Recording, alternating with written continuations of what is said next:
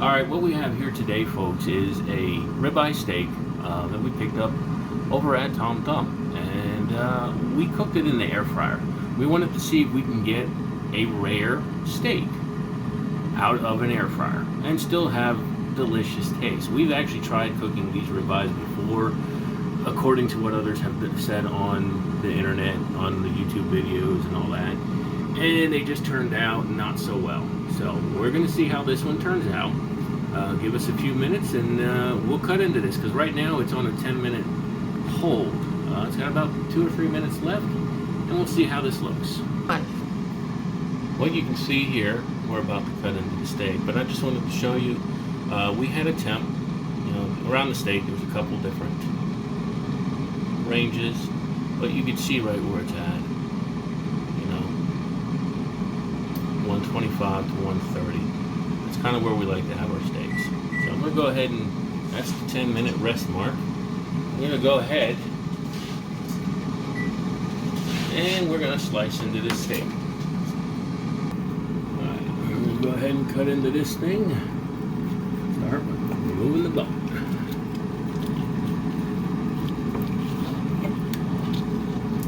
And yes, we actually do get in here and take the meat off the bone. Because that's extra flavor. We just don't want to waste meat.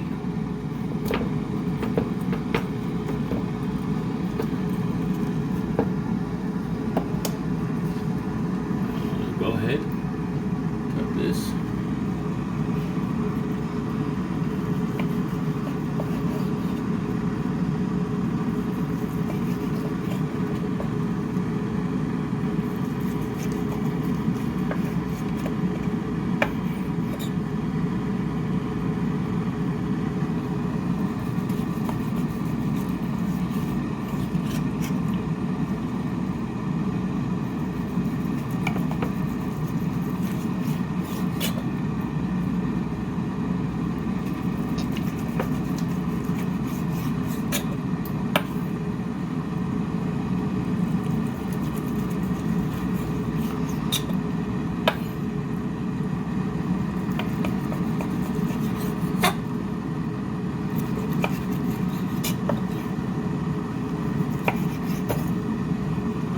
So, looking at this, you can see we've got a couple of pieces that look probably more medium rare. Not really the darker red that I prefer, but again, this is the first time we're trying this.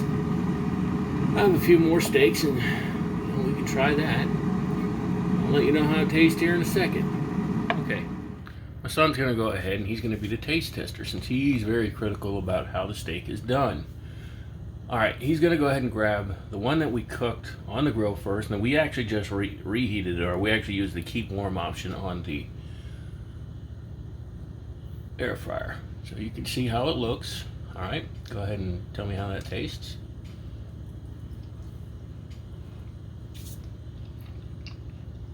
Does that taste better when it was reheated that way? Yeah, you can still taste the smokiness. From the... Yeah. Okay. And again, the way that we had it on the grill, it was a little bit of a smoke to it. So, alright, now I want you to go ahead and just set that one down. That's your piece. Go ahead and take one of the other ones there. This one looks promising.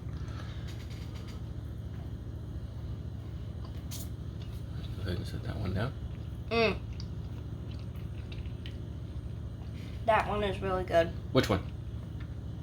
The one we made in the air fryer. Okay. How does that compare to some of the other steaks that I cook? Like the big tomahawks and all that stuff? I'd say the tomahawks are a little better in my opinion. Okay.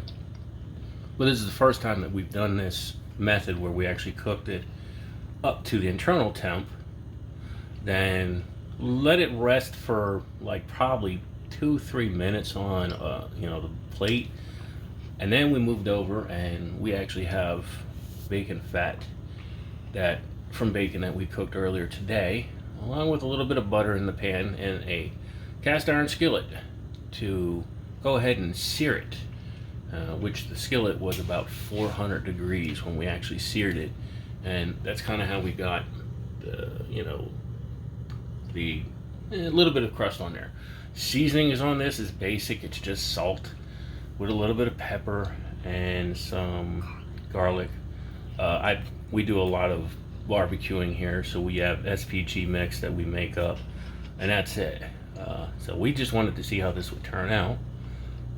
And a lot of this is based because we switched over to eating just meats on a carnivore diet, and we just wanted to find a way to cook these without always having to fire up the grill or our smoker or something like this. That's all. And it seems like it's an acceptable means to eat this. And trust me, we're both very picky. He gets his pickiness about the steaks from me. If that thing had pink in the center, or if it was anything past that, we would not have eaten it. So I would definitely recommend trying this if you haven't.